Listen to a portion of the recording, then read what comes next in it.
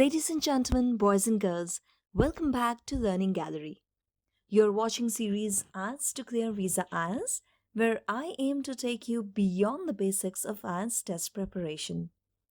It is essential for you to know the system of IELTS test because that's what will facilitate your test preparation in the right direction.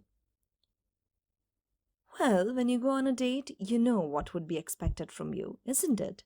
And you put your best version up front. Similarly, if you know what the IELTS evaluation system is, you will be able to prepare and eventually perform as per the required standards. IELTS test has a framework on which one is graded. You may call them evaluation parameters, and these parameters are applicable on the writing and speaking test. Reading and listening test have 40 questions each, and every question has only one correct answer. So basically, these two subtests are objective type. Writing test and speaking test are subjective in nature. Therefore, there have to be certain evaluation parameters for these tests, or else the test paper would be scored according to the likes and dislikes of the examiners. Well, that's dangerous. The good news is that these scoring guidelines are available for the test takers, and if one takes them seriously, he or she can prepare for the test as per requirements and henceforth fetch the desired band. But the problem is that most of the candidates interpret the scoring framework incorrectly. If you are unable to understand the IELTS jargon, your interpretation will go wrong and you won't be able to meet their expectations. This video will take you through the evaluation criteria, and I aim to make you understand these jargons in very simple words and with some easy examples. So to begin, let me first introduce the technical terms used in the evaluation system for the writing task. The evaluation system for the IELTS writing task expects task achievement as the first basic requirement.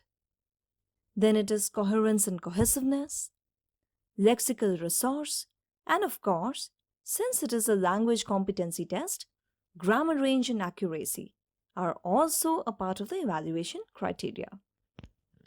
Whereas for speaking test, it slightly varies.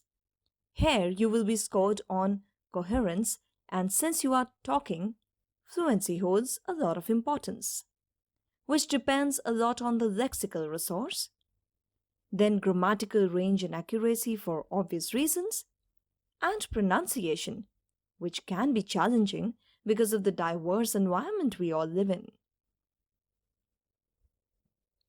So to begin with, let us understand the first point, that is task achievement. So what is task achievement? In simple terms, do what you're asked to do. You know you are asked to write on a particular topic. However, task achievement is mostly left incomplete because candidates don't address all parts of the topic. Let me share a few examples.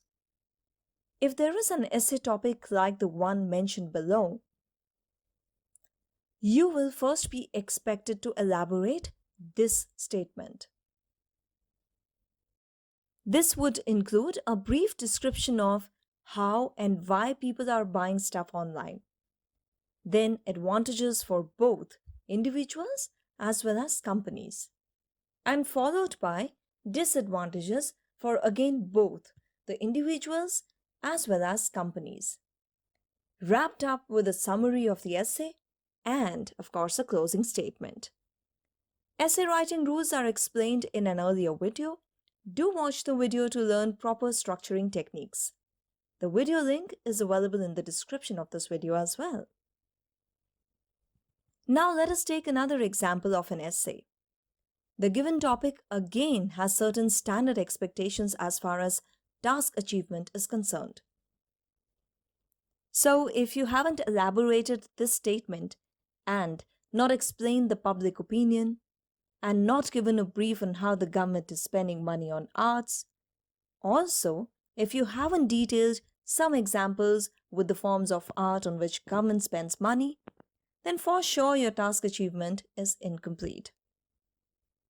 Yes, you have to talk about how much you agree and what are your views, but you first have to talk about the government's investment in general and why people criticize it. Next, let us discuss letter writing and how to ensure that task achievement is taken care of in writing task 1 of general IELTS. In letter writing, the task achievement depends on addressing every bullet point. Don't forget to watch my last video, if you haven't watched as yet, to learn in depth about letter writing methods and techniques. Letter writing involves a lot of fictitious information which you have to form, or else you won't be able to cover up for the required information. This scenario building helps in easy task achievement. So here is a sample question. In this letter writing task, all points must be addressed, keeping in mind that you are a part-time employee of that company and you saw an advertisement where your organization mentioned the requirement of a full-time employee for a particular position. Your letter is to your own manager, and the expected answer would have a lot of cooked up scenarios. However, on the other hand, when it comes to academic writing task 1, you must never have any fictitious information from your side. Stick to facts and figures, no personal opinion or suggestions. So, in this, your task achievement is based on highlighting important facts and figures and showing comparisons. So, focus on that, not just transferring the whole data on your answer sheet. So, dear viewers, I hope you now have a very clear picture of what is expected when it comes to task achievement in the IELTS exam. Stay tuned for the upcoming videos where I will take you through the other IELTS jargons with the aim to make things easier and simpler for all of you. All the very best and happy learning!